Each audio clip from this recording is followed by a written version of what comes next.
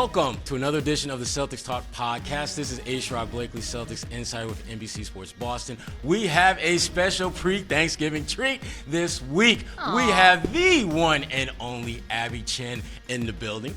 And we're going to hit on everything and then some, Abby. We're going to talk about the road trip, Jayson Tatum, all this. Do they need a big? Can they get by with what they have? And we've got lots of good stuff to come for you, so stay tuned.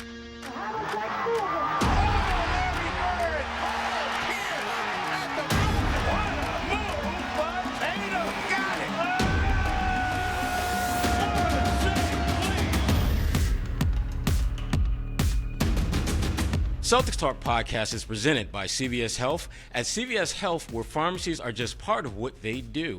From home care managers to administering intravenous treatments in patients' living rooms, they bring care to those who need it most. From refusing to sell tobacco to making all their own skincare products paraben-free, CVS Health knows what you don't sell is as important as what you do. And when you put people at the heart of health, people take health to heart. CVS Health, where health is everything. Not all services available in all states. The Celtics focusing on health this season. Health is important. It's very important. Especially when you look at just how they've been able to kind of navigate successfully with this guy being out, whether it's Gordon Hayward, whether it's Time Lord, whether it's, Enes Kanter. Why do you think they've been able to find ways to keep winning even though they haven't been at their complete self? Because I think they're deep. And we know that they are deepest at the wing position, and that is where they have taken some of the hits. Jalen Brown missed some games, and now Gordon Hayward is out. The Celtics have done a good job managing that. I think where we do see the depth issues is in the front court, right. But then again, you also have the rookie Grant Williams, who you can slot in to eat up some minutes. And I think Robert Williams, we've seen him take steps forward, and Daniel Tice, we're going to talk about, you mentioned we're going to give out some Thanksgiving awards a little later. He is one guy who I think allows the Celtics to play the kind of defense that they want to play as a team. And that's been, it shouldn't be a surprise because we know what Tice can do on the defensive end, but he has said learning under Al Horford and Aaron Baines for the past couple of years have been huge for him. Yeah, and when the Celtics, they're off to this great start, and people wondered, can they play with the best teams? Can they go on the road and have success? And right now, they're near the end of that West Coast trip. They're 2-2 going into that Friday matchup with the Denver Nuggets.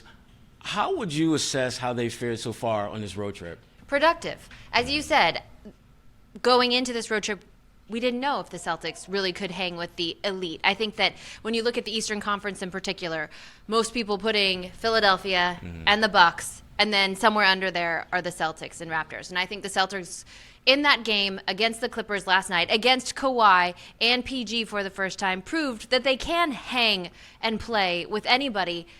And they were without Gordon Hayward, who would have made a huge difference in that game, especially for Kemba Walker, I think. Yeah, and I just, when I look at this Celtics team now and you look at their record, which is very impressive, you can't lose sight of the fact that they've lost 3 games and 2 of them came down, not just down to the wire, the very last play of the game. They've basically been in every game that they've played. Yeah, yes. and I guess for Celtics fans, how do you embrace that? I mean, it's great that you're there at the very end, but damn, why can't you get over the hump? Because you were there at the very end. But I look at this trip as being productive, educational. We learned that the Celtics can play with anybody, but I feel like they showed a lot of resolve coming off of that heartbreaking loss against Sacramento on the second night of a back-to-back and came out and dominated a Phoenix Suns team that was hot. Granted, they didn't have Ricky Rubio, but they still did have Devin Booker and our old friend Aaron Baines. And then I also think playing with that 10-game win streak, they learned how to deal with a target on their back.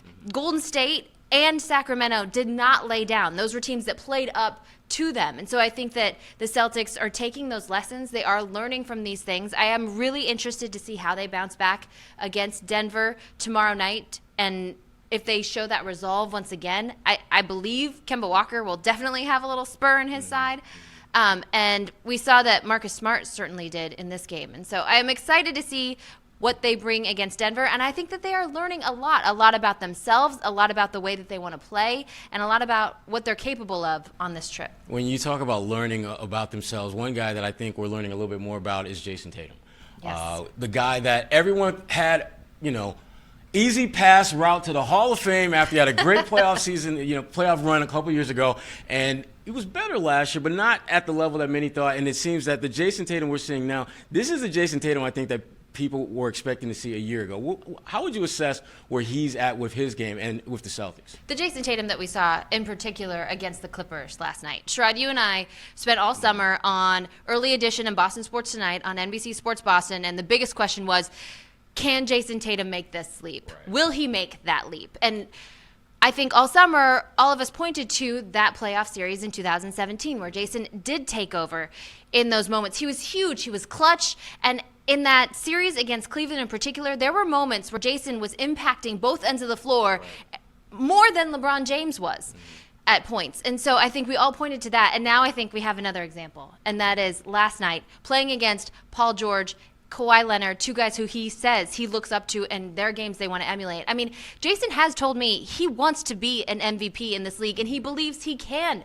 be an MVP in this league. And to get there, you have to play to the level of Kawhi and Paul. And I think he did that last night. This deadly step back against Paul George. You and I were in the studio. Ankle's still sore on that one. I know. And I know he may have stepped on Paul's foot, but it was killer. It was so fun to watch. And I think that that's who, not necessarily the baseline, but that's, I mean, just a glimpse of what Jayson Tatum can be. Well, the thing that I think a lot of folks lose sight of is that Jayson is ridiculously young. I mean, he's only 21 years old. I mean, and the way that he has kind of carried himself, it lends itself to being, at some point, an MVP type candidate because Tatum can score. We know that. But James Harden is proof positive that scoring alone does not necessarily guarantee you to be the best player in the eyes of your peers and the media and such. And so his desire to be a standout at both ends of the floor, that's, to me, that's the blueprint of a guy who gets it, who has an understanding that, yep, I'm a good player, but if I want to be great, I can't just dominate one end of the floor. I have to be a dominant player at both ends of the floor. And his game reminds me a lot of a young Paul George's game because Paul, you know, the game kind of came easy to Paul George when he was in college, and when he got to the league, he had to step his game up. Slower to develop, so, yeah. I think, and that's where we are seeing Jayson Tatum so far for me this season, where his offense has been a little inconsistent, whether he's still trying to figure out how to finish at the rim and what are the most efficient shots for him. His defense hasn't wavered. Right. And that's been in him. He's so long and athletic and can really clog up the passing lanes. But I think this season, his defense has not affected his offense. He hasn't allowed those two. If he's not having a good offensive game, he hasn't stepped back defensively. And I think that's huge for him. And I think that makes a big difference for this team. You touched on earlier how, you know, it's kind of like Philadelphia, Milwaukee, Boston, and like maybe a bunch of other teams. Do you put Philly ahead of Milwaukee? I kind of look at them 1A, 1B. I mean, you got a power rankings now on NBC Well, I can just Boston. tell you right now, the latest power rankings, I can just tell you now that Milwaukee is ahead of Philadelphia. I will not tell you who my number one is. You can check it out on the NBC Sports Boston.com and the My Teams app. Hey, it's Tom Haberstroh, host of the Haber Show podcast. Go check out this week's episode with Golden State Warriors president and COO Rick Welts. Lots of insight into his amazing career opening Chase Center, his start with the Supersonics, his trailblazing leadership in the LGBTQ community, and also his work on marketing the Dream Team. I think that 2 weeks in Barcelona moved the NBA's agenda ahead 20 years in terms of international popularity and in terms of interest in the game by young international players who now represent such a significant part of the talent pool in our league. So go download the Haber Show now, wherever you listen to podcasts. The one thing that I'm noticing about the Celtics, and I wanted to get your take on this, is that the way people perceive them before the season as far as where they stand in the hierarchy of the Eastern Conference seems a little bit tweaked now that we're about 12, 14 or so games into the season. Has your perception of the Celtics changed since the beginning of the season? And if so, how? I don't know if mine has changed, but yes, I do think nationally, whether it's media or fans, put some respect on the Celtics name and Brad Stevens. I think he took a lot of flack for the way not last a season single ended. GM voted for him as one of the top How do you coaches. Which I know the fall from grace for Brad Stevens. That's I think it was unnecessary. But I think a lot of the talk was you lose Kyrie, and then even bigger, you lose Al Horford, and even an Aaron Baines. And I remember sitting here preseason. I am surprised defensively that they have been able to play so well and stand up to these teams who have much bigger front courts than the Celtics. But they're using their size. They're using their speed to their advantage. And because they have 5 guys out there on the floor who know what they're doing and can play on a string and make smart decisions about when to double and when not and not overhelp, I think that did go overlooked in the preseason, just how smart these guys were. And the fact that, as we've seen with Brad Stevens' teams in the past, I mean, the energy, the urgency with which they play in the regular season is there, and that absolutely was nowhere to be found last season. Right, and you just touched on my next series of questions. You mentioned the front court. The segue. I know, nice segue. It's like we're teammates or something. We've done this before, maybe in another life. We do this all the time on Periscope pregame. Look at Abby with just Tipping. that's my teammate, y'all. The front court. Yes. Lots of talking preseason about that, and even as they've been winning games, there's still talk that maybe they need to go after this guy or that guy. How do you see that front court going forward? I mean, do you think they need to tweak it, or do you think they can maybe get by with the guys they have now and get, make that deep playoff run that I know these guys want to do? I really want to hear your thoughts because I feel a little green teamer-y. I am very hopeful when it comes to the front court. I think that we have seen Rob Williams take steps, particularly on the defensive end, that I wasn't sure he could make. And I think if he continues in that trajectory and kind of figures out his positioning and hustles and plays hard, I think that that's going to be a huge help to the Celtics. I think that Enes Kanter, coming off of that injury, he told me when we were in Phoenix, it has taken him time not only to get his wind back, but the Celtics figured out a way to play without him. And so now he's got to find his role, find his niche with this team. And then additionally, Grant Williams. I am high on Grant Williams. I mean, the guy is so smart, and I know he is so undersized, but he's got so much heart, and he is almost like a Marcus Smart 2.0, and he just wants to make plays. He just wants to impact winning, and I think that there's value in that. So what's your take? Do you think they need to make a move? I think, to me, I look at their situation the way I would look at getting a new car. Okay. If I don't necessarily need a new car, but I want a new car. How much is this going to cost me? Yeah. How much am I going to have to lose in order to gain this new, nice, shiny vehicle? And to me, that's the issue that Danny Ainge has to grapple with, because right now he can get by with the group he has, and they can make a little bit of noise in the playoffs, but you know that it is a weakness. You know that if you get a certain matchup, it could spell the end of your season. So you're going to need some luck along the way if you stick with the group that you have and make no significant changes. But if you make a significant change, not only do you have to be concerned about how much you're losing, but you also have to be concerned about chemistry. You right now, this is the best chemistry I've seen of a Brad Stevens coach team in a long time. You probably have to go back to, Isaiah Thomas, maybe his second year where he had that ridiculous 25-plus points per game run, was, an MVP candidate. The last time they had the kind of chemistry that you're seeing now. And when you start tinkering with that, it may not seem like a significant piece that you're moving, but it could be the difference between you having a smooth-running, well-oiled machine that can get you to the second round into the conference finals, or a team that is going to be at each other's throats in the locker room, on the court, guys, pointing out, doing a lot of the stuff that we saw last season that spelled the demise of that team. So that's the challenge. I think that they need to stick with what they got, because I think you're better off continuing to develop guys like Robert Williams and hopefully keep your options open, that somebody is going to be available on the waiver wire, that there's going to be a big that's going to have a fallout. The buyout market, I think, is the best route for Danny Ainge to take, because that's the only way that you can really, I think, solidify the chemistry that you've built up over the course of the season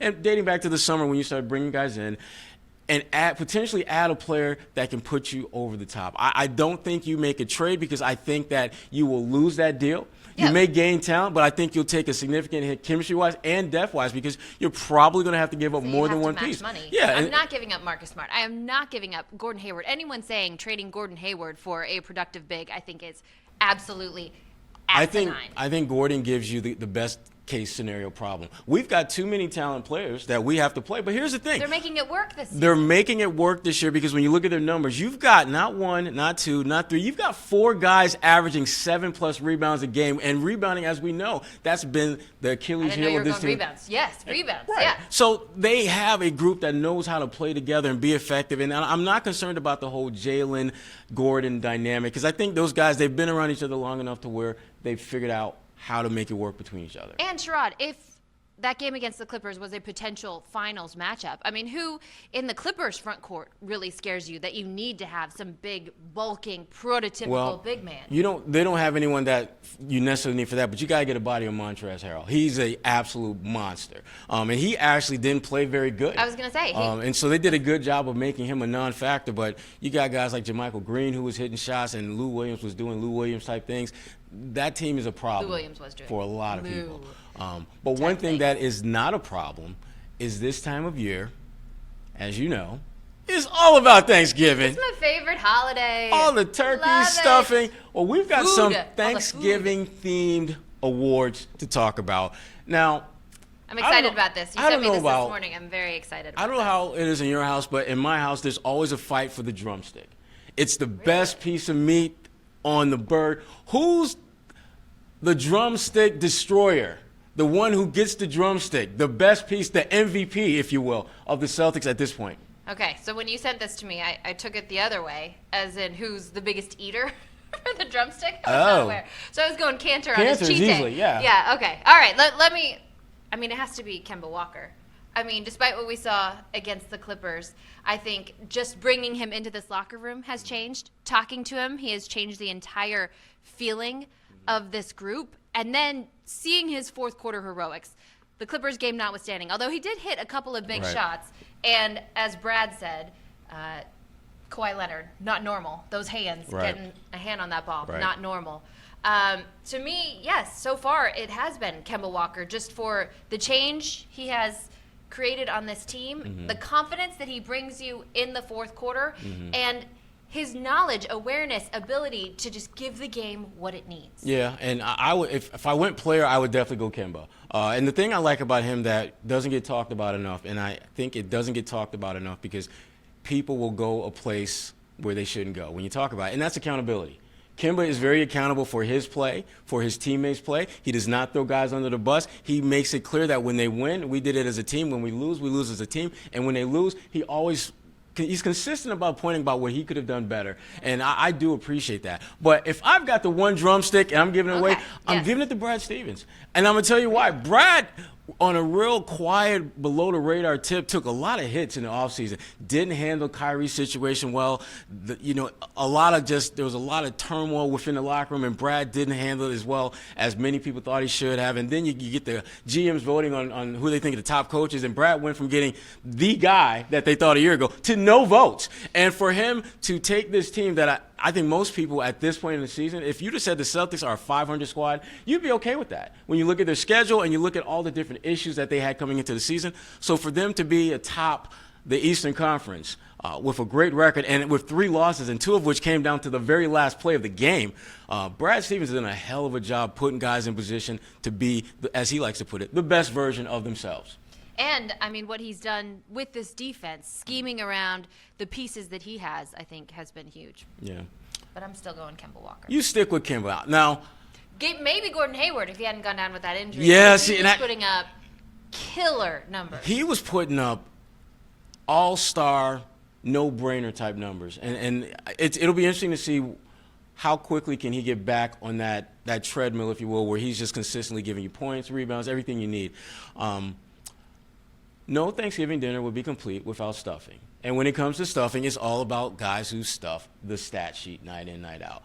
Who's your guy? Okay, first, before we do this, can I tell you something sad? Oh, boy. So you know Silas, my son, has allergies. Oh, no, Silas. He can't eat butter. That is killing Thanksgiving this year. And that is killing you because you love food. Yes. We are making a vegan stuffing right now. And so reading these, it hurts my heart a little bit. I mean, it's probably better for my heart, but it hurts. Wow. Not as excited about this stuffing. You know what? You can eat vicariously through me this Thanksgiving. How's that? It doesn't work like that, unfortunately. I'll keep you in mind, though, as I'm stuffing my face. I'm just doing this for Abby because we're teammates. That doesn't hit my tongue or my stomach. All right. So, yes, for the purposes of this, my stat stuffer right now is Jalen Brown. Okay. He was nominated for Player of the Week. And before the Clippers game, on this road trip, 18 points a game, 8 boards, shooting 49% from the floor, and he was 9 for 15 from 3. And just to see his evolution as a decision maker this season has been enlightening. And I think that he is only going to get better. And I think it's ridiculous. Anyone who criticized that contract that he signed and that the Celtics made him a priority when they don't typically give out extensions. I think he is proving any of the doubters wrong by miles. Well, with his contract, I think more than anything else, it was sticker shock. And it's, you know what, it's funny. It's the price of doing business in this league today. Think about it. They look the same way when Avery Bradley got like $8 million a year. They look the same way when, it was even Jay Crowder. Jay Crowder, when he got his $7 million, they thought that was too much, which I thought was like, well, are you serious? It's the most tradable contract right. in the league. Right. And so I totally get that, but you're right. I mean, we're going to look back at that contract in like another year or two and think like, man, that was a pretty fair deal. My stuffing stat stuffer is Jayson Tatum. And here's why. He came into the league as a guy who can get buckets. We know that. Yeah. But right now he's showing the evolution of being a star on the rise in terms of defense, in terms of rebounding, which he ranks in the top 2 or 3 in the team. He leads them in steals. He's shooting. He leads the entire league in plus minus, right. So he's making a difference in a significantly positive way every time he steps on the floor. And the only way you can do that is you have to contribute in a multitude of areas. That's why Jayson Tatum, that's the guy. I like it. I think that's But good. I love Jalen. I mean, we can. And how about the tandem of Jalen and Because Jayson? that's what they tried to sell us when after they drafted Tatum, they tried to have this J and 7-11, the J team. Yeah, but J Watch. Exactly. I'm in. I'm all in. I'm buying. It'd be so awesome if they make their first All-Star game in the same year. You do think you said last night? Yes, I'm sticking by that. I believe the Celtics will have 3 All-Stars If they continue to play. If they continue to play well and they finish with the best record in the Eastern Conference, they will have at least 3 All-Stars. Hot takes on Thanksgiving. At least 3 All-Stars. And I'm saying at least because I think Gordon Hayward is a wild card. Because he's missed so much time, that's going to significantly hurt him. But if he comes back and he's giving you like 27, 7, and 7, which is not unrealistic because his numbers, other than the scoring, the other stats are pretty damn close to that in terms of distributing and all that. I don't know if there's going to be enough time for Gordon to make up for that. I don't think there will be, but damn it, he's at least going to be in the conversation if he comes back and he plays close to the level that he was before he got hurt. I'm cool with hot takes at Thanksgiving dinner. No politics. No politics. What's next? What are we talking next? Let's see. We've got side dish. Explain this one. Now the side dish one. This is a guy comes off the bench. People don't really know much about them, but they make their presence felt. And there's at least 3 guys I'm thinking of that would be perfect for this. I mean, this so who are you obvious. picking? Brad Wanamaker. After this road trip, the last 3 games, Brad Wanamaker is absolutely the candied yams of this group. Wow. The star. I love candy yams. The side dish, right? I love candy yams. Also, can't eat marshmallows this year. What? Dairy in them. It's Poor but yes, kid. Brad Wanamaker. Brad Stevens has talked about just what kind of stabilizing force he has been with that second unit that has struggled for much of this season, coming on and then stepping up against the Clippers, hitting huge threes in the second half, also taking the lid off the basket for the Celtics. Right. Thank you very much. Because they missed the first half. 16, right? Yeah. He hit one. My side dish superstar is Brad Wanamaker. We are in agreement on this one. Who are your other 2? My other 2 were Grant Williams because of his just ridiculous plus minus, and the other one was Robert Williams. I think when he's been healthy, I like what I see out of him for the most part. I mean, he still makes a couple of bonehead plays out there. Like he'll make a great block from behind, and then he'll turn the ball over because he thought Marcus Smart was going to be next to him, and Marcus Smart is running up the court. But Brad Wanamaker is the guy. When you look, not only because of what he's doing, but just his whole story. I mean, he's a 30-year-old guy in his second year in the NBA.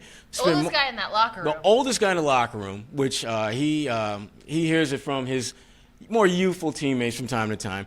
But the thing that I love most about Brad is just his patience. Not only in terms of when he gets in the game, but just patient about waiting his opportunity. I mean, a lot of guys who would have gone through the kind of season he did last year would have wanted no part of the Celtics. Because I don't think people understand, when Brad Wanamaker played last year and he didn't play a lot, he was actually pretty good. He was not a superstar. He was basically doing a lot of the things that he's doing now, only he got maybe 4 or 5 minutes here and there to do that. This year, he's getting more of an opportunity to play. He's already had a career high in minutes played, and he's been playing, in that 20-ish minute per game range the last couple of games.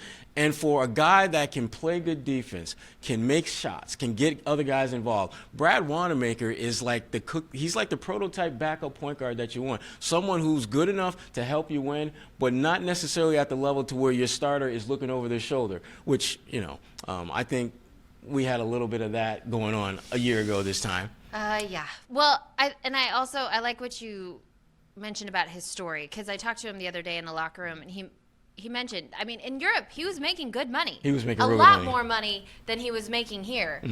And after last season, but I appreciate the faith that he showed in the Celtics and the confidence and excitement he had for this group, knowing that this would be different.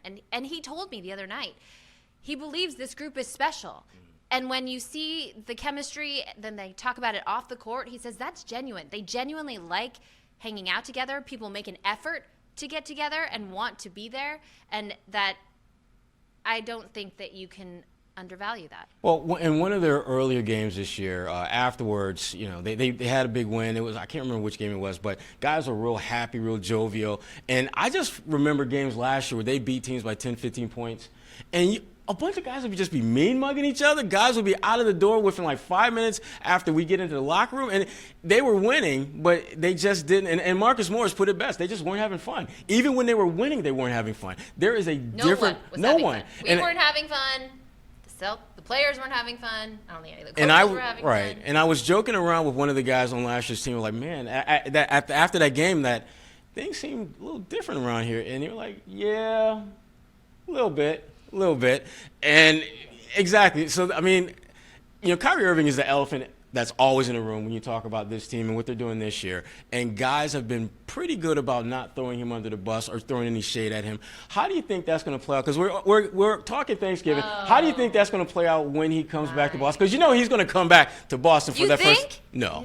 Oh, okay. I've gone on the record multiple times saying he's already missed some games this week with a shoulder injury. He's already opened up the playbook for this is how I'm not coming back to Boston. I've got this shoulder thing, and when we play them, that's like part of a 4-game and 6-night stretch. I'm going to need some rest. And besides, I'm going to see them the day after Thanksgiving in Brooklyn. So why should I go back when I can rest my body up, help my team make a run, push towards the play?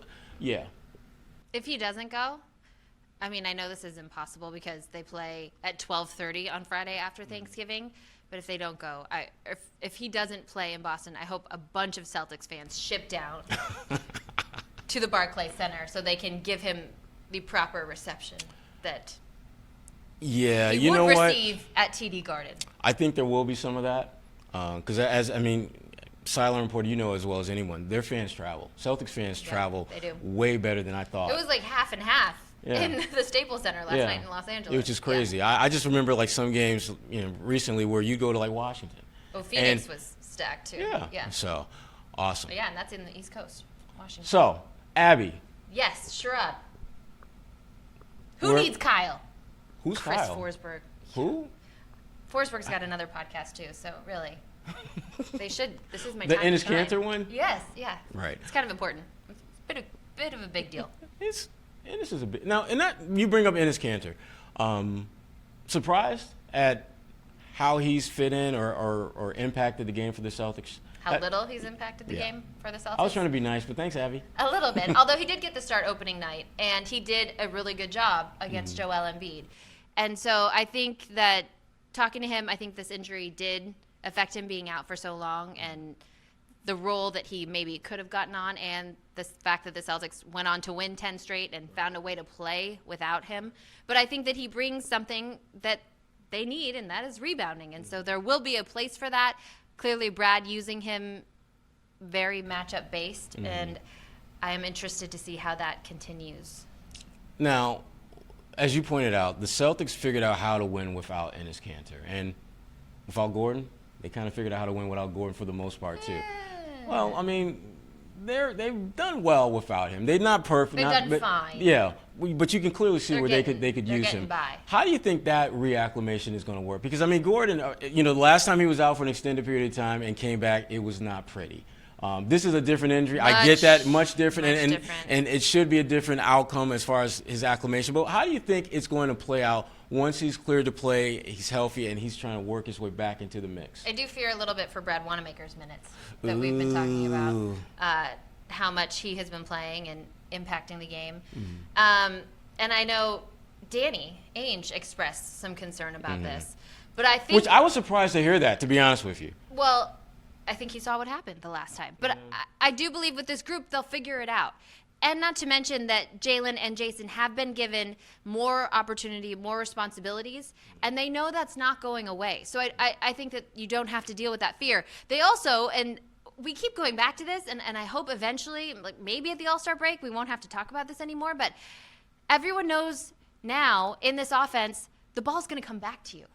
And so you feel better about passing it. We saw a lot. That's what the offense last night against the Clippers, they made that extra pass. And while they weren't hitting shots early, they got good shots. And so I think just knowing that the ball is going to come back to you makes it a lot easier to share the ball and a lot easier to be open to more playmakers on the floor. Yeah, and just last part of our Thanksgiving theme. Okay. There's always a mystery meat in the mix. Who's the one Celtics player? My family does crab legs, by the way. That's mystery it's meat. not a mystery, Exhibit but it. that's our Exactly. yes. Who's the one Celtics player that has been maybe the biggest surprise to you so far? We talked about it. I think Daniel Tice, for me, in that starting lineup, he is second, right up there in plus minus with Jayson Tatum. And I know it's a tough stat to read into, but it just means that they are playing well with him out there on the floor. And I think his knowledge defensively and ability to be in the right spots and cover for guys, Brad Stevens talked about that all the time. That he is able to make up for their mistakes. I think that's been huge why they have not seen a fall on defense, and it was surprising to me because I think a lot of us believed Dennis Kanter was going to be the starting center on this team. Yeah, Daniel's a guy that I've liked from the beginning. One, because he's just the perfect glue guy for this team. You don't need to worry about him wanting touches. You don't need to worry about him getting mad if he's not getting minutes. You don't have to worry about any of that stuff, and yet he'll go out there and he'll give you everything he has. And everything he has impacts winning in a positive way. Daniel Tice, I think he's a surprise to a lot of people just because they've got so much other talent around him that you kind of forget that he's even out there sometimes. But Daniel Tice makes his presence felt. And Abigail Chin makes her presence felt on the Celtics Talk podcast. Exactly. Check it out on Spotify, Stitcher, and all your favorite apps out there. For Abby Chin, Sherrod Blakely, and I think Kyle and Chris will probably be back next week. Maybe. I don't know, it is Thanksgiving. We got to talk about that because I think this is kind of working. But anyway, tune in. Another episode next week. And we are out. We'll always have Periscope. Always Periscope.